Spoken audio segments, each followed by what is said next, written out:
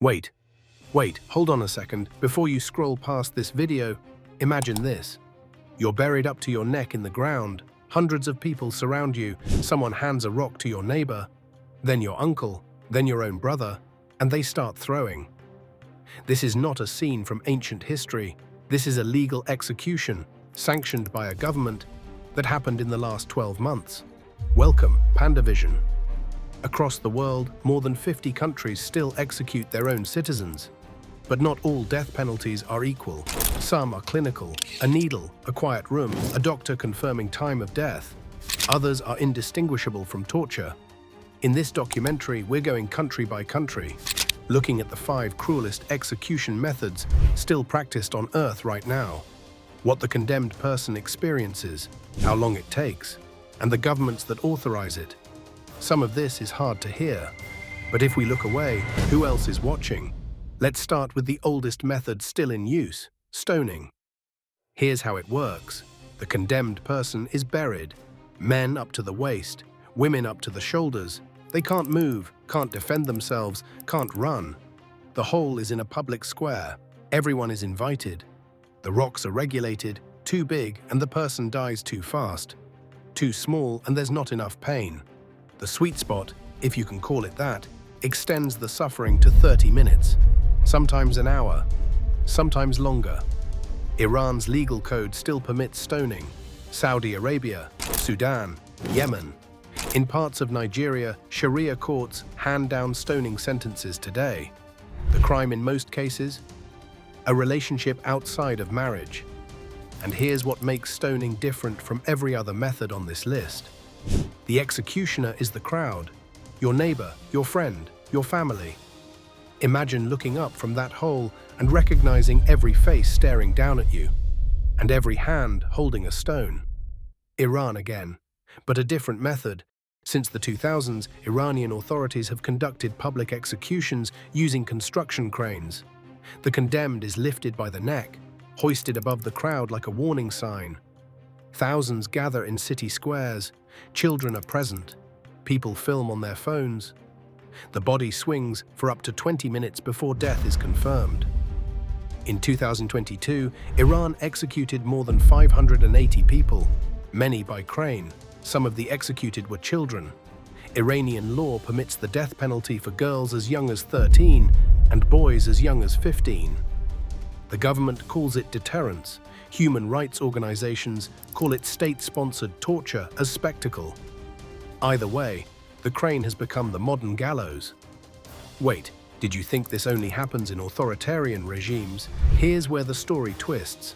The United States of America, the world's oldest democracy, the country that prides itself on rule of law, and the only Western nation that still executes its own citizens. Over 1,500 since 1976.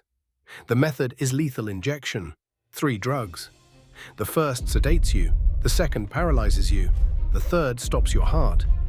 Sounds humane, sounds clean, but according to a 2022 academic study, more than 7% of lethal injections in the United States are botched. That means the sedative doesn't work. The condemned is fully conscious, fully aware when the paralytic hits. They can't move, can't scream, can't signal for help. They drown in their own lungs while looking peaceful to the witnesses behind the glass. In 2022, Joe Nathan James Jr. took more than 3 hours to die in an Alabama execution chamber. 3 hours of needle insertions. The team couldn't find a vein.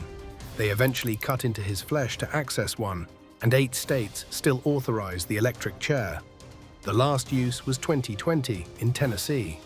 Witnesses reported the smell of burning flesh. The question isn't just whether the state should kill. It's whether it can do so without torture, and the data says it can't.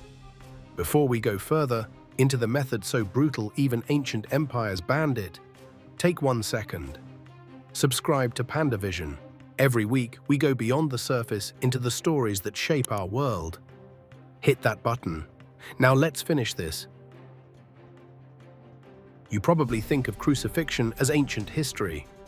The Roman Empire, 2,000 years ago. But crucifixion is still a legal punishment in Saudi Arabia. and it was systematically used by ISIS as recently as the 2010s. The mechanics haven't changed. The condemned is nailed or tied to a wooden cross, arms outstretched. The cause of death is slow asphyxiation. As the body weakens, the chest muscles can no longer expand to breathe. To take a single breath, the victim must push up against the nails in their feet, tearing through flesh. This continues for hours, sometimes days. In Saudi Arabia, crucifixion is performed after beheading. The body is strapped to a cross and displayed in public as a warning. That is not the ancient world, that is the 21st century. Under ISIS, crucifixion was punishment for robbery, for apostasy, for disagreeing. Victims were sometimes crucified alive. Children were made to watch. We have the footage. We have the testimony. This happened in our lifetime. And then there's North Korea, the most isolated nation on earth, the least transparent legal system, and arguably the cruelest execution practices in existence. What we know comes from defectors, people who escaped and spoke. Entire families, 3 generations, executed for one member's political crime. The method, firing squad, in public stadiums, in front of thousands, sometimes in front of school children. One defector described watching a man executed by anti-aircraft gun. Not a rifle, an anti-aircraft weapon. The body was, quote, completely obliterated. The crowd was forced to watch, then forced to walk past the remains. The crime? In some cases, watching a South Korean movie. Possessing a Bible, trying to escape. North Korea doesn't just execute, it stages executions. Because the point isn't punishment, the point is terror, and everyone is the audience. 5 methods, 5 countries, stoning pits in Iran, cranes swinging above public squares, lethal injection chambers in Alabama, crosses in Riyadh, anti-aircraft guns in Pyongyang. Why make a video about this? Because executions happen behind words like capital punishment and judicial process. Language that sanitizes the most deliberate act of violence a government can commit. Understanding these methods, really understanding them, forces an uncomfortable question. Does the state have the right to kill its own citizens? And if so, then how much pain is too much? Every country on this list has defenders, people who will tell you these punishments are necessary, just a deterrent. After what you've seen, you decide. If this video made you think, there's one thing you can do. Share it, not for the views, because these conversations don't happen enough. Over 50 countries still execute. Right now. Today, comment below. Should any government have the power to execute its own citizens? I want your argument, for or against, and subscribe. Every week, PandaVision takes you beyond the surface, into the stories most people look away from. We don't. Until next time, stay curious.